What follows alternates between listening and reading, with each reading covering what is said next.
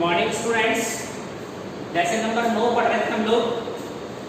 उप सह संयोजक यौगिक, उप सह संयोजक यौगिक।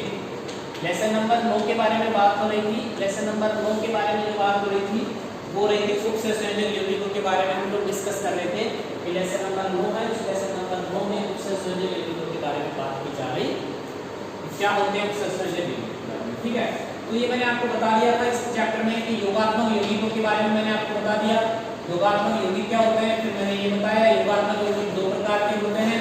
एक मैंने बताया था द्विक लवण, एक मैंने आपको क्या पढ़ा दिया था संकुल यौगिक। ठीक है, संकुल यौगिक। तो जहां तक मैंने इस चैप्टर में आपसे स्टडी कर ली। ठीक है, अब हमारे पास जो एक 2014 में क्वेश्चन हमको एग्जाम में मिला, वो 2014 में क्वेश्चन मिला अंतर द्विक लवण में कि एक तो मेरे पास द्विक लवण है, एक मेरे पास क्या है संकुल यौगिक है। तो द्विक लवण और संकुल यौगिक में क्या अंतर होता है, द्विक लवण और संकुल यौगिक में क्या अंतर होता है, ये क्वेश्चन मुझे एग्जाम में मिला। द्विक लवण में और संकुल यौगिक में क्या अंतर होता है, ये क्वेश्चन मुझे एग्जाम में मिला। तो देखो ये क्वेश्चन एग्जाम में आया था, क्या आंसर लिख सकते हो। पहली बात, द्विक लवण जो होता है उसमें संकुल आयन नहीं पाया जाता, संकुल आयन नहीं पाया जाता। और ये जो होते हैं ना संकुल यौगिक, इनमें संकुल आयन पाया जाता है। क्लियर हो गया। द्विक लवण में संकुल आयन नहीं पाया जाता और संकुल यौगिकों में संकुल आयन पाया जाता। दूसरी चीज जो हमको लिखनी है, इनका जो होता है ना, इनका पूर्ण आयनन होता है, पूर्ण आयनन होता है। यहाँ क्या लिखेंगे, यहाँ ये लिखेंगे कि इनका पूर्ण आयनन नहीं होता है, इनका पूर्ण आयनन होता है और इनका पूर्ण आयनन नहीं होता, ऐसा लिखेंगे। उसके बाद में तीसरा क्या लिखेंगे कि ये सभी व्यक्तिगत आयनों का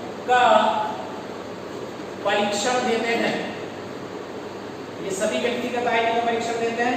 और ये क्या लिखेंगे, ये सभी व्यक्तिगत आयनों का परीक्षण नहीं देते, ये सभी व्यक्तिगत आयनों का परीक्षण देते हैं और ये सभी व्यक्तिगत आयनों का परीक्षण नहीं देते। ठीक है, फोर्थ अगर मैं लिखूं, पहली बात इनमें संकुल आयन पाया जाता है, इनमें संकुल आयन नहीं पाया जाता है, इनमें संकुल आयन पाया जाता है। एक और चीज, ठोस अवस्था में स्थायी और जलीय में अस्थायी। ठीक है, ये ठोस व द्रव दोनों में स्थायी है, ठोस व द्रव दोनों में स्थायी होते हैं। ठीक है, तो एक सवाल 2014 के एग्जाम में मिला। 2014 का जो एग्जाम हुआ था Rajasthan board of secondary education का, RBSE के नाम से, उस एग्जाम में क्वेश्चन आया कि द्विक लवण और संकुल यौगिक में अंतर लिखिए। तो उनको क्या लिखना था कि द्विक लवण और संकुल यौगिक में पहला अंतर तो यही है कि द्विक लवण जो होता है उसमें संकुल आयन नहीं पाया जाता और ये जो संकुल आयन होते हैं उनमें संकुल आयन पाया जाता। तो पहला डिफरेंस हो गया। दूसरा डिफरेंस था कि ये इनका पूर्ण आयनन होता है। हमारी भाषा में लिखते हैं कि द्विक लवण का पूर्ण आयनन होता है, संकुल आयन का पूर्ण आयनन नहीं होता। उसके बाद में ये लिखना है कि इनका पूर्ण आयनन होगा तो जिनसे ये बने हुए हैं, ये जिनसे बने हुए हैं उन्हें कहते हैं व्यक्तिगत आयन। तो ये सभी व्यक्तिगत आयनों का परीक्षण देते हैं और ये सभी व्यक्तिगत आयनों का परीक्षण नहीं देते। ठीक है, ऐसा लिख सकते हैं द्विक लवण जो होते हैं वो ठोस अवस्था में स्थायी होते हैं और जलीय अवस्था में अस्थायी होते हैं। द्विक लवण के बारे में अगर हम लिखना चाहें तो द्विक लवण जो होते हैं वो ठोस अवस्था में स्थायी होते हैं और जलीय अवस्था में अस्थायी होते हैं। और संकुल यौगिकों के बारे में अपन ऐसा लिख सकते हैं कि संकुल यौगिक होते हैं वो ठोस और द्रव दोनों में क्या होते हैं, स्थायी होते हैं। इतना हम आसानी से लिख सकते हैं। तो यहाँ तक शायद मेरे हिसाब से आप कर सकते हो, आपको कोई प्रॉब्लम नहीं आए। ठीक है, तो ये हमारा टॉपिक जो है वो हो गया कि टॉपिक था हमारा, वो टॉपिक है द्विक लवण में संकुल यौगिकों में क्या डिफरेंस होता है।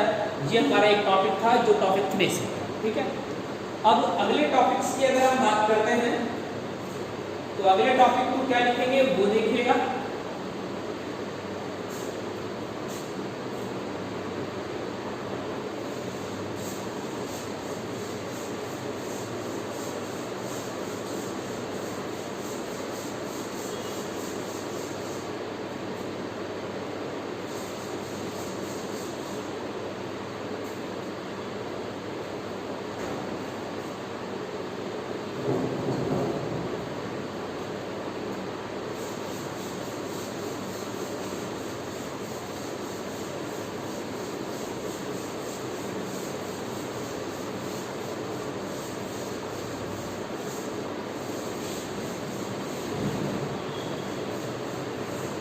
देखिए अगला जो टॉपिक है वो है उपसह संयोजक। उपसह संयोजक यौगिकों का प्रदर्शन। उपसह संयोजक यौगिकों का प्रदर्शन, ये मेरा नेक्स्ट टॉपिक है कि उपसह संयोजक यौगिकों का प्रदर्शन कैसे करते हैं। ठीक है, तो आप ऐसे लिख सकते हो, देखो बेटा मैंने यहाँ पर लिखा K4FeCN6 लिख दिया, K4FeCN6 लिख दिया। तो ये जो मैंने K4FeCN6 लिखा है, इसको अगर मैं देखता हूँ तो इसके दो भाग हैं, 4K पर आएगा प्लस, और यहाँ मेरे पास क्या आएगा, यहाँ प्लस का साइन लगाते हैं FeCN6 और ये 4 माइनस आएगा। ठीक है, 4K पर तो आ रहा है प्लस, साथ में क्या आ रहा है FeCN6 4 माइनस, 4K पर तो आएगा प्लस और FeCN6 4 माइनस आएगा। ये जो होता है बाहर वाला जो होता है इसे कहा जाता है आयन मंडल। बाहर वाला जो होता है इसे क्या कहते हैं बेटा, आयन मंडल कहते हैं। बाहर वाली जो स्पीशीज होती है, आयनिक स्पीशीज होती है, इसे कहते हैं आयन मंडल। और ये अंदर वाली जो स्पीशीज होती है इसे कहते हैं समन्वय मंडल, इसे कहते हैं समन्वय मंडल। तो दो तरह के मंडल हमारे पास हुए, एक हुआ हमारे पास आयन मंडल, एक हमारे पास हुआ समन्वय। ठीक है, तो दो तरीके के मंडल हम मान सकते हैं उपसह संयोजक यौगिकों के प्रदर्शन में। एक बाहर वाला जो होता है वो आयनिक पार्ट होता है, ये इसकी प्राइमरी वैलेंसी बनाता है, ये इसकी सेकेंडरी वैलेंसी बनाता है, इसे आयन मंडल कहते हैं और इसे कहा जाता है समन्वय। एक मेरे पास होता है आयन मंडल और एक होता है समन्वय। अगर आपको इसको लिखना चाहें तो आप इसको बेटा इस तरीके से लिख सकते हो कि ये जो होता है ये जो होता है इसे कहते हैं आयन मंडल। क्या कहेंगे इसे, आयन मंडल। बाहर वाला पार्ट होता है इसे कहते हैं आयन मंडल। ठीक है, और ये मेरे पास है FeCN6 4 माइनस। ठीक है, इसमें इसे कहते हैं केंद्रीय धातु आयन, केंद्रीय धातु आयन, इसे कहते हैं केंद्रीय धातु आयन या केंद्रीय धातु परमाणु। केंद्रीय धातु आयन भी कहते हैं, केंद्रीय धातु परमाणु भी कहते हैं। अंग्रेजी में इसे कहेंगे सेंट्रल मेटल आयन और central metal atom, central metal ion और सेंट्रल मेटल एटम। ठीक है, ये जो स्पीशीज होते हैं इसे कहा जाता है बेटा लिगैंड। ये जो होता है इसे कहते हैं लिगैंड। क्या कहेंगे इसको, लिगैंड कहते हैं। ये जो स्पीशीज होती है इस स्पीशीज को बेटा हम लिगैंड नाम देते हैं। ठीक है, और ये जो स्पीशीज होती है, ये जो स्पीशीज होती है इसे कहते हैं लिगैंड की संख्या, नंबर ऑफ लिगैंड, लिगैंड की संख्या, इसे लिगैंड की संख्या कहते हैं। ठीक है, और यहाँ ये जो होता है इसे कहते हैं क्या, ये मेरे पास आएगा संकुल पर आवेश, संकुल पर आवेश। तो जब उपसह संयोजक यौगिकों को प्रदर्शित करते हैं तो मैंने लिख दिया, जब उपसह संयोजक यौगिकों को प्रदर्शित करेंगे तो मैंने लिख दिया K4FeCN6। अब K4FeCN6 अगर मैंने लिखा है तो बाहर वाला जो मंडल होता है इसे कहते हैं आयन मंडल, और इसके पास में जो होता है वो समन्वय मंडल होता है। ठीक है, समन्वय मंडल में एक तो होता है केंद्रीय धातु आयन, सेंट्रल मेटल एटम होता है। केंद्रीय धातु आयन होता है, केंद्रीय धातु आयन को सेंट्रल मेटल एटम या सेंट्रल मेटल परमाणु कहते हैं। एक हमारे पास होता है लिगैंड, क्या होता है, लिगैंड होता है। जैसे यहाँ पर Cl एक लिगैंड है। ठीक है, और लिगैंड की संख्या और संकुल पर आवेश। ठीक है, तो मैं इसको और अच्छे से अगर बताऊं आपको तो यहाँ पर ये केंद्रीय धातु आयन है बेटा, ये जो केंद्रीय धातु आयन होगा यहाँ पर सेंट्रल मेटल एटम होगा, वो कौन सा होगा, Fe+2। Fe+2 यहाँ पर सेंट्रल मेटल होगा, यहाँ पर केंद्रीय धातु आयन होगा वो होगा Fe+2 होगा, सेंट्रल मेटल आयन होगा। यहाँ पर लिगैंड कौन सा होगा, यहाँ पर लिगैंड होगा बेटा Cl-। Cl- को यहाँ पर हम लिगैंड कंसीडर करेंगे। ठीक है, लिगैंड एक ऐसा अणु परमाणु या आयन होता है जो इलेक्ट्रॉन को डोनेट करता है। लिगैंड की संख्या की अगर बात करें तो लिगैंड की संख्या कितनी आएगी, 6। लिगैंड की संख्या कितनी आएगी, 6। और लिगैंड पर आवेश की बात करें तो लिगैंड पर जो आवेश आ रहा है दैट इज -4। लिगैंड पर जो आवेश आता है वो लिगैंड पर आवेश आएगा -4 आवेश इस पर आता। ठीक है, यहाँ तक बात हो गई, आगे चले। अब इनका जब प्रदर्शन करते हैं तो ये इनका प्रदर्शन 3 तरीके से हो सकता है। 3 तरीके से हम इनको देख सकते हैं। पहला तो हो सकता है सरल आयन व सरल धनायन व संकुल ऋणायन। सरल धनायन व संकुल ऋणायन। दूसरी संकुल धनायन व सरल ऋणायन। संकुल धनायन व सरल ऋणायन।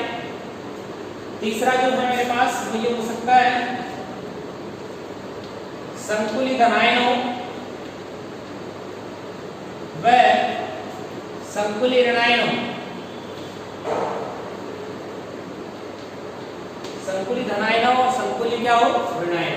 जैसे मैंने लिखा है यहाँ पर K4FeCN6 K4FeCN6 मैंने लिख दिया बेटा, ठीक है। इसी तरह मैंने यहाँ पर लिख दिया CuNH3 और ये 4 टाइम और ये SO4 मैंने ये लिख दिया, ठीक है।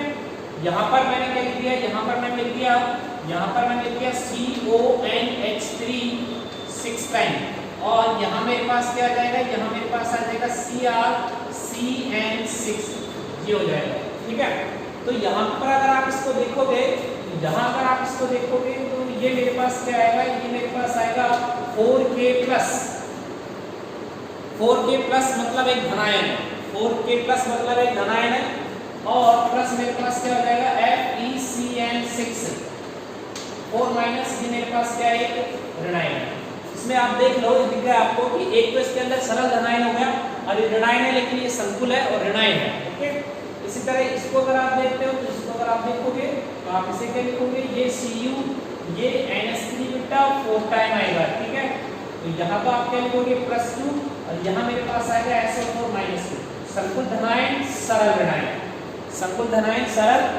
इसको अगर आप लिखना चाहो तो ये CO है, ये NH3 ये 6 बार है, यहाँ पर चार्ज जाएगा +3 और यहाँ की बात करते हैं तो ये Cr और ये CN6 और ये -3 आएगा, ठीक है। तो इसके अंदर धनायन संकुल भी धनायन है और संकुल धनायन और संकुल।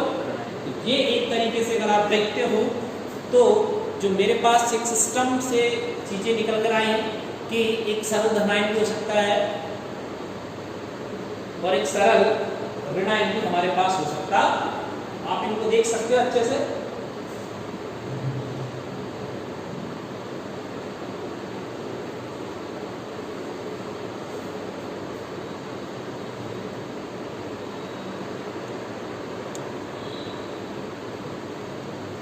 ठीक है,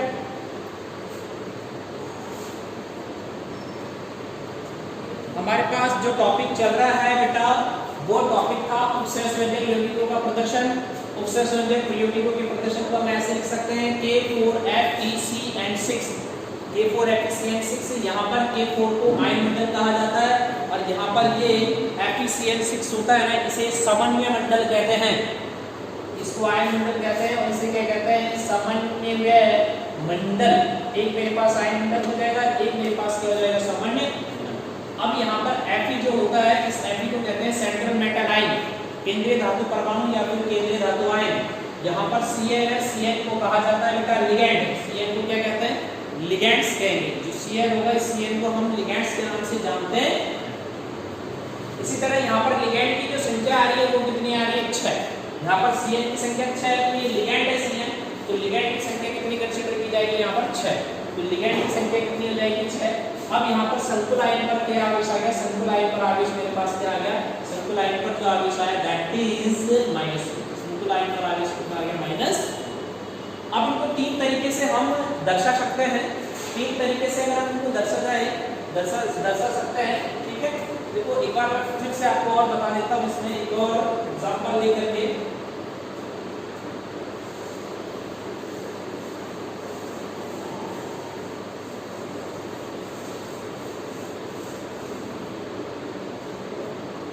मैंने ये लिख दिया Cu और ये NH3 बेटा ये कितनी बार है, ये 4 टाइम है और ये SO4 है, ठीक है। तो अगर हम इसको लिखना चाहें तो ये तो क्या है केंद्रीय धातु आयन है, ये क्या है केंद्रीय धातु आयन, ये केंद्रीय धातु आयन है, ठीक है। ये जो मेरे पास होगा इसे क्या कहेंगे लिगैंड, क्या कहेंगे इसको लिगैंड कहेंगे। यहाँ पर ये क्या आएगी लिगैंड की संख्या क्या आएगी पास आएगी लिगैंड की संख्या, तो ये मेरे पास लिगैंड की संख्या हो गई। और ये मेरे पास क्या आएगा, आवेश। यहाँ बेटा -2 आता है, इसमें +2 आएगा, तो ये मेरे पास क्या आएगा, आयन मंडल। क्या आएगा, ये आयन मंडल है, ये आयन मंडल है। और ये जो मेरे पास है वो क्या है, लिगैंड पर आवेश है। ये मेरे पास क्या है, लिगैंड पर आवेश, लिगैंड सॉरी संकुल पर आवेश है। ये जो मेरे पास है दैट इज वो है संकुल पर आवेश। तो ये 4 चीजें मेरे को देखने को मिल गई, केंद्रीय धातु आयन, लिगैंड, लिगैंड की संख्या, लिगैंड पर आवेश और ये आयन दल। अब इनको 3 तरीके से हम दर्शा सकते हैं। पहला तो होगा सरल धनायन और संकुल ऋणायन। इसमें देखो ये पोटेशियम है, एक सरल धनायन है, और ये पूरा पूरा जो होता है ये संकुल ऋणायन है। देख लीजिएगा, पोटेशियम सरल धनायन है, ये पूरा पूरा एक संकुल ऋणायन है। एक केस उल्टा हो सकता है, एक इसके अंदर सरल धनायन हो और एक इसके अंदर सरल ऋणायन हो। ये तो देखो यहाँ पर CuNH3 4 टाइम SO4, यहाँ पर देखिए ये क्या है, ये सरल धनायन है, वो संकुल धनायन है, और ये सरल ऋणायन है। ठीक है, एक कंडीशन ऐसी हो सकती है कि ये संकुल धनायन हो और ये संकुल ऋणायन हो। ये धनायन है, ऋणायन है। मान लीजिए सर दोनों ही ऋणायन, दोनों ही सरल हो, जैसे NaCl, इसके अंदर ये भी प्लस है, ये भी माइनस है, सरल धनायन है, सरल ऋणायन है, लेकिन ये उत्सर्जन यौगिक नहीं है। ये उत्सर्जन यौगिक क्यों नहीं है, क्योंकि एक उत्सर्जन यौगिक के बनने के लिए इसमें संकुल का होना कंपलसरी है, इसमें संकुल नहीं है।